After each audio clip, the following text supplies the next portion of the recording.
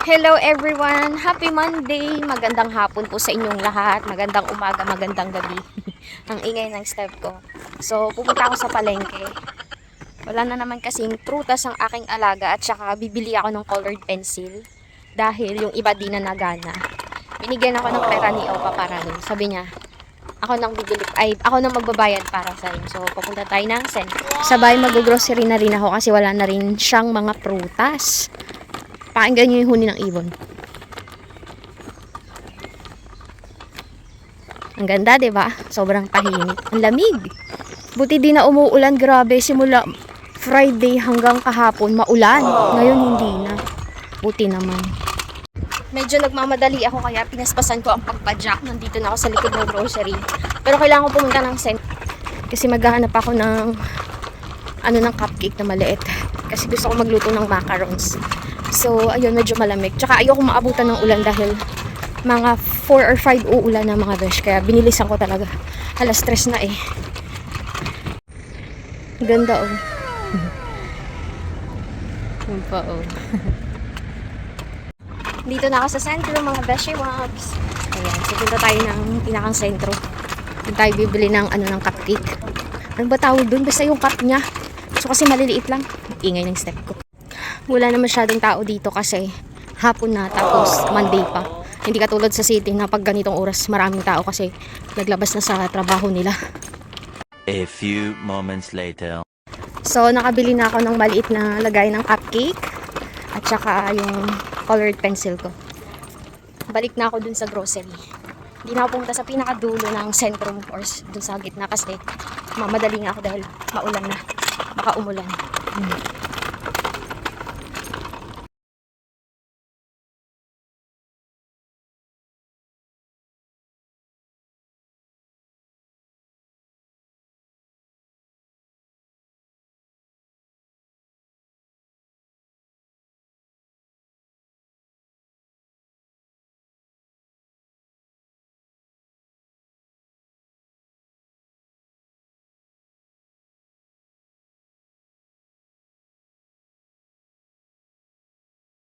So, ayun na nga mga besh. Tapos na akong mag-grocery at ito na aking pinamili.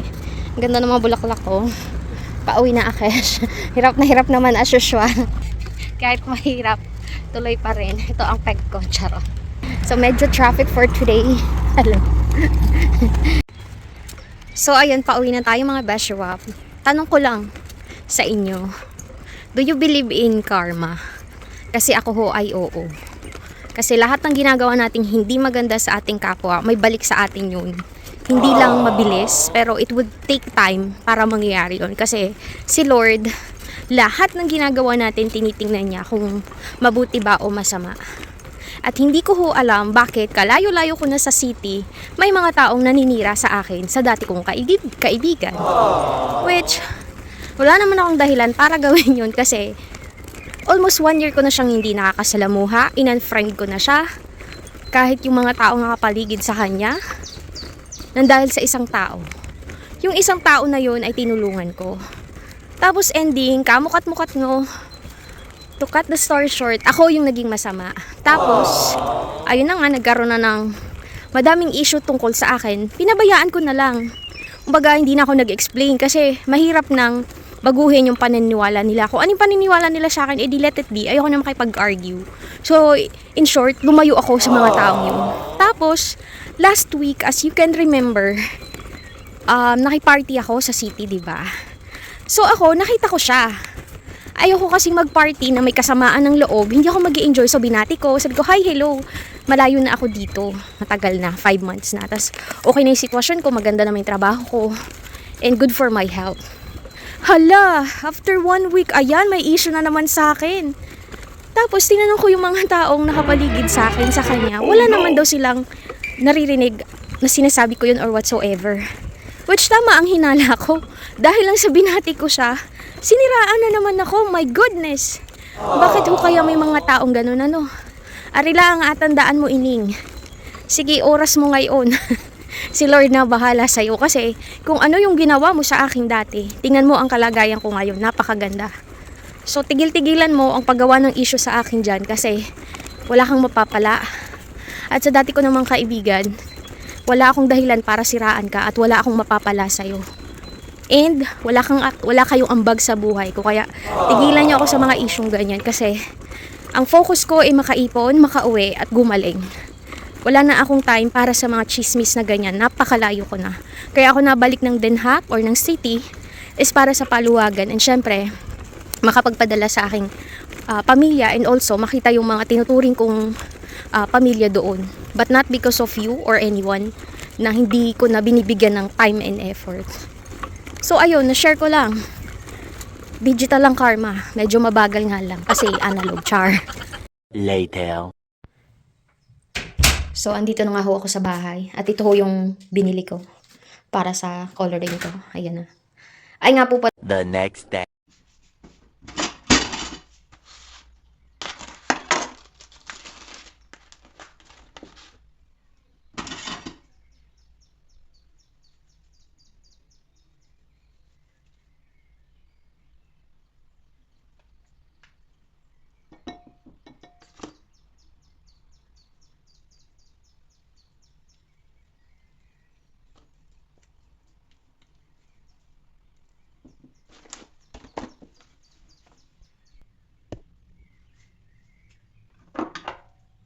i-marinate natin. Lagyan natin ng rosemary yung ating chicken. Tapos, garlic.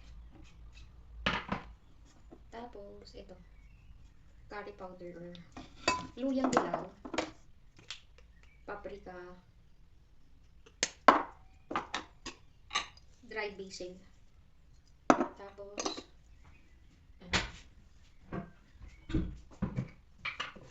salt.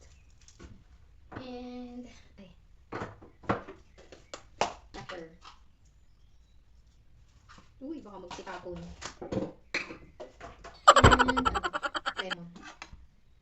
Dapat mga ano to, 1 hour. Kaso, wala na akong time dahil late na ako nakauwi ng bahay galing sa grocery. Ayan. Diyan pa natin. Paprito.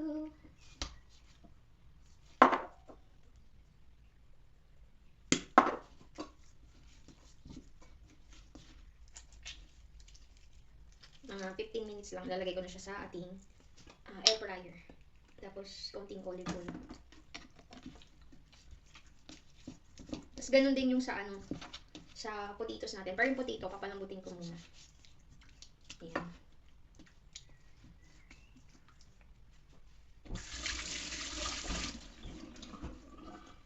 Mukha ko lang pala yung nakikita. Ito na siya.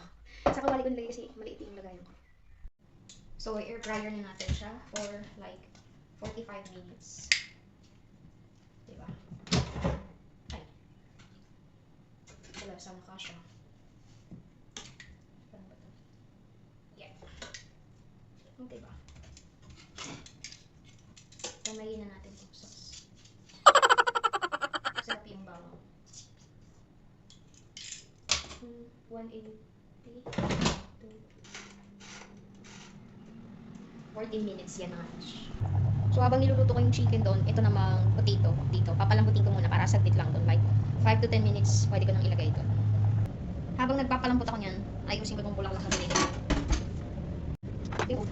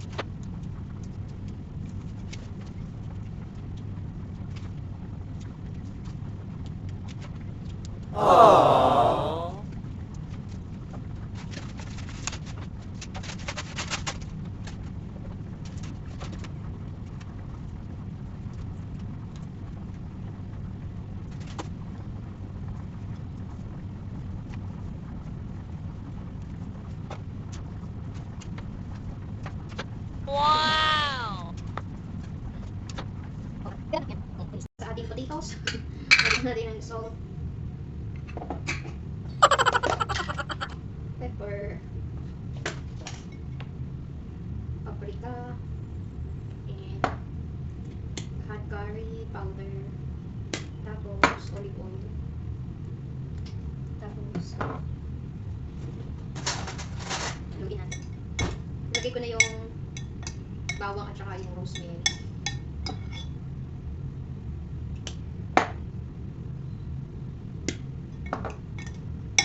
Yan. So, check din natin ang ating chicken. Aba, ay kabango na. Balik na rin natin. Baka masunog. Maganda yan. Kita nyo, kita nyo. Sarap. Wow!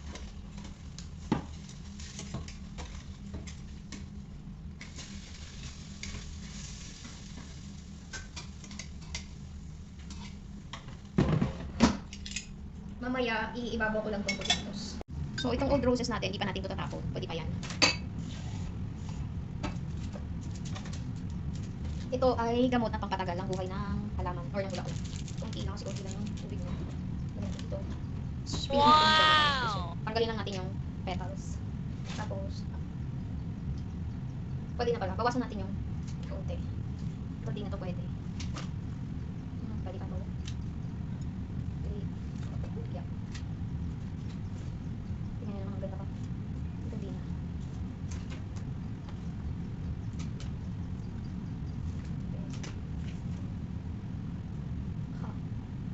Tingnan nyo. Cute.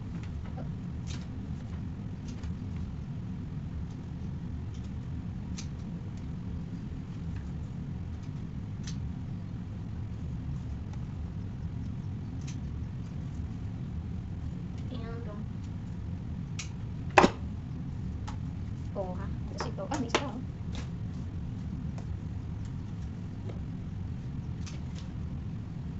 Ang ganda niya. Ang haba mo dahil. Yan. Tapos, lagyan natin ng yan. Ganers. Oh. Haba. Ito. Tingnan natin. Ito na lang ito kasi.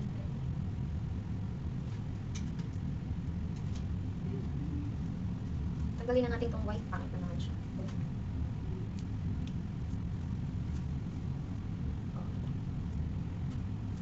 Oh, diba? Napakinabangan pa. Back sa ating chicken. Ay, wow. Super crispy. Baliktad again. Hello, ang sarap eh.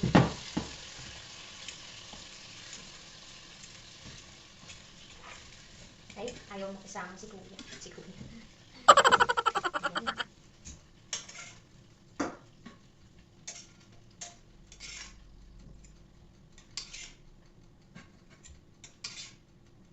Tapos, tusukin natin. Para maluto yung gitna.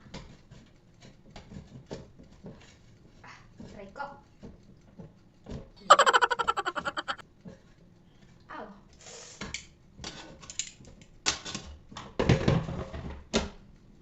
Pag mga 10 minutes na lang natin sa ito ilalagay potatoes. A few moments later. Ay, wow! It's really wow. Kita niyo ba? Yun yung sinasabi. Ay. Saan na ito? Yan. Tapos, pagyan na natin ang ating potatoes.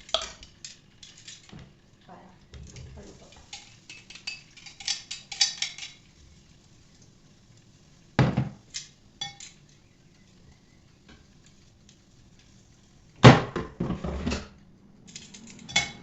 Wait, para sa inyo.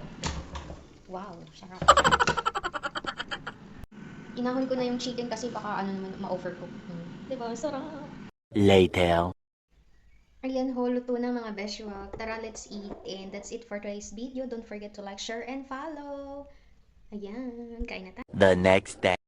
Hello mga beshiwaps at kabayan. So for today's video tayo ay magluluto ng coconut macaron. So isa ito sa paborito kong dessert or tinapay nung unang panahon. Tuwing magaluto yung pinsan ko nito kasi dati silang may bakery. Shoutout nga pala kay Kuya Chris at kay Ate Lorna. May bakery kasi sila dati. So, yun, inaabangan ko talaga kasi masarap. Madali din naman palang gawin, are, mga beshiwa. Pwede na din sa air fryer. So, 2 itlog, melted butter, at saka, anong tawag niya na condensed milk, at saka asukal. Konti lang yung inilagay ko kasi matamis na yung condensed milk. At saka, sapal ng nyog. Yes, mga besh, sapal ng nyog. Hindi yung pwedeng bagong kayod na nyog. Sa English nun ay grated coconut. Pero actually sa Tagalog yun ay sapal ng nyog. Kasi ano yun, sobrang pino niya. Eh di ba hindi naman pwedeng ilagay yung bagong kayod na nyug at yang mabasa-basa. So, hindi pwede yun. So, kailangan yung ano talaga, yung tuyong-tuyo na. Pero, joke lang din ho naman yung sapal ng nyug. Pwede rin naman siguro, basta patuyuin ninyo. And, actually, I was thinking na, pwede nga yun, pag uwi ko ng Pilipinas, gagawin ko yun. Tapos, syempre, papatikin ko sa mga pamangkin ko. And shoutout nga pala sa pamangkin ko dyan sa Makawayan Elementary School. Congratulations sa lahat ng may honor, sa mga graduate, at sa walang honor. Okay lang yan, at least nakapasa kayo. At sa hindi naman nakapasa, okay lang yan, may next year pa. Basta sa susunod, galingan ninyo.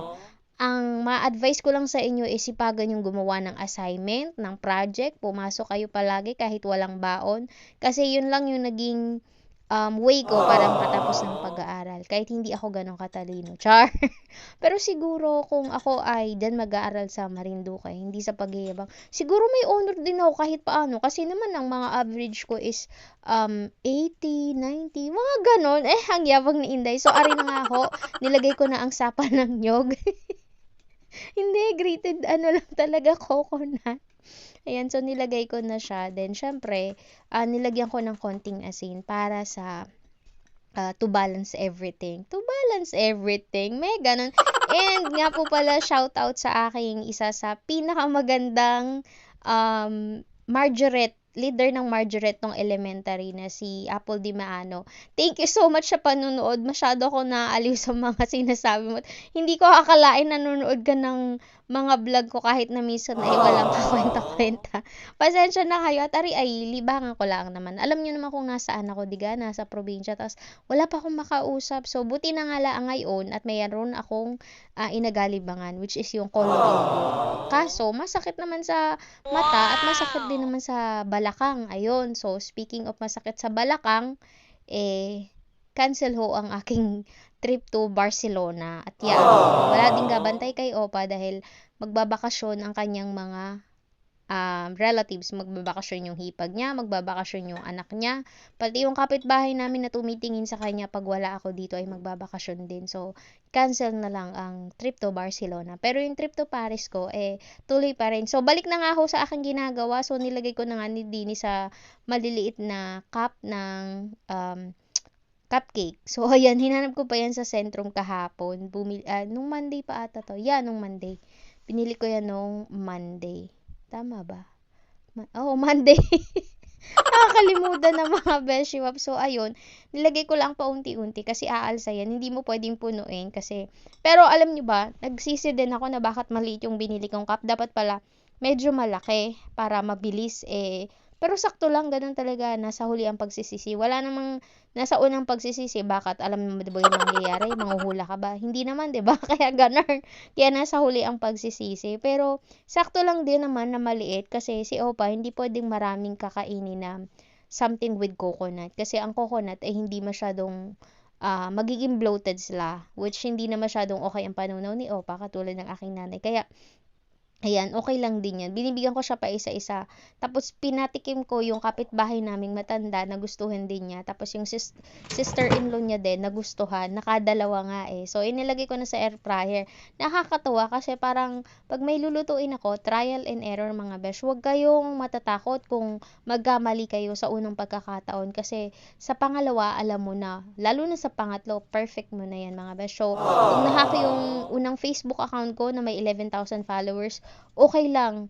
parang 1 day or 2 days lang ako umiyak at nalungkot, na masakit pa sa breakup, okay lang kasi bakit? Alam ko na eh, alam ko yung paano gagawin ko. Although mabagal ang aking pag-angat ngayon kasi 1,000 followers pa lang ako, okay lang yan mga best shop kasi darating ang araw, lahat ng paghihirap at pagsisikap mo ay may mararating. Katulad noon, di ba?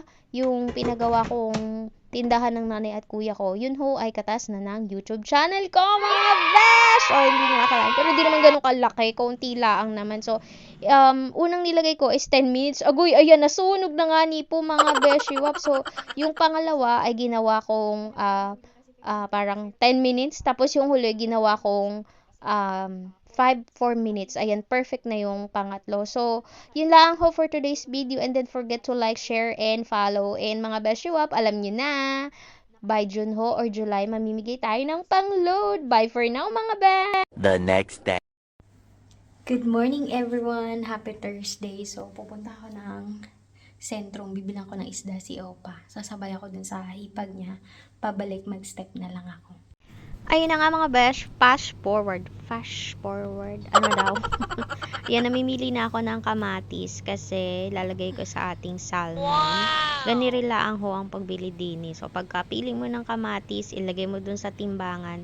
Pindutin mo yung icon ng mga vegetable. Tapos, ayun, pindutin mo lang yung resibo, yung price. Kasi parang kinikilo niya, tapos ilalagay niya kung magkano yon. Tapos ayan yung aking lagayan, nakalagay lang yan dyan at hindi yan mawawala. Kahit iwan ko pa yan ng the whole day. Ililigpit lang yan ng taga-grocery, ganun. Tapos kumuha rin ako ng paprika and nakakita ko ng orange, ng mango juice. Kumuha ko ng isa. A few moments later.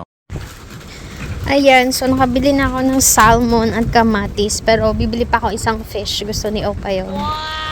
Mainit for today. Bumili na akong bulaklak ko. Ayun.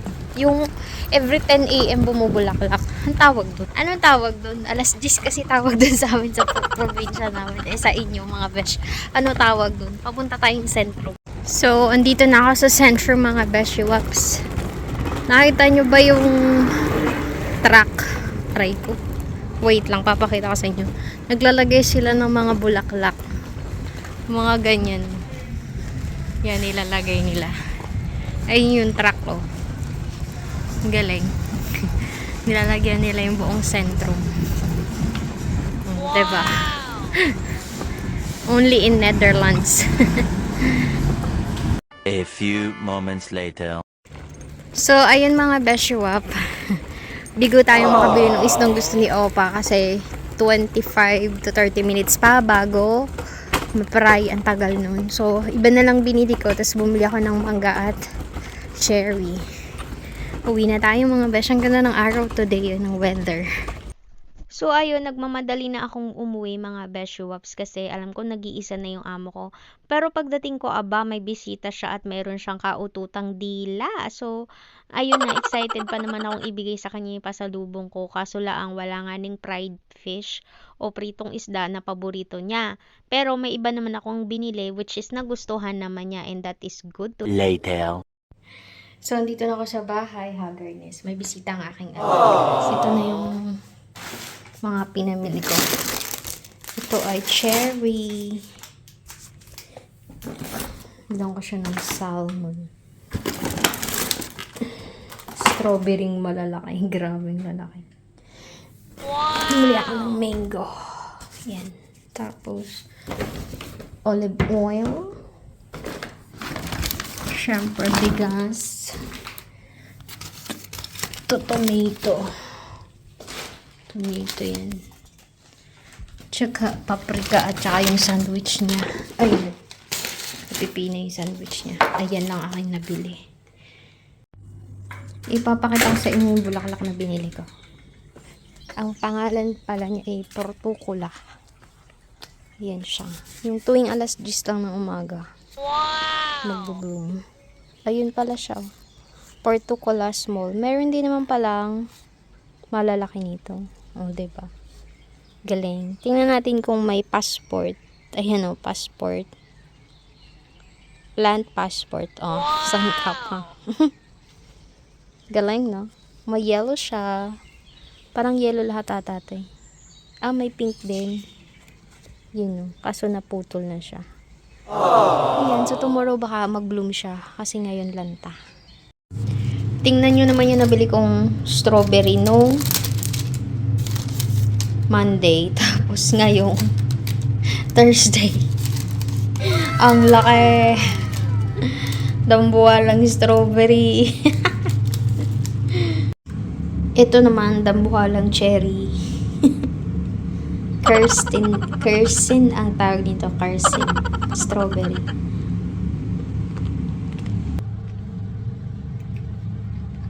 Ay, tamis. Ito yung gulo niya. Nagpadala ko nito sa Pilipinas, ewan ko. Hindi ata nabuhay.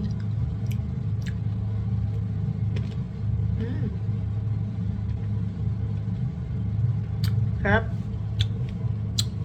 So mga beshwap, kung my for today's video ay ulam, for today's video naman ay dessert ni Opa. So meron tayong ubas, cherry, strawberry, and pakwan. So ewan na lang talaga kung hindi siya lumakas kung ganyan lagi ang kanyang dessert fresh, 'di ba?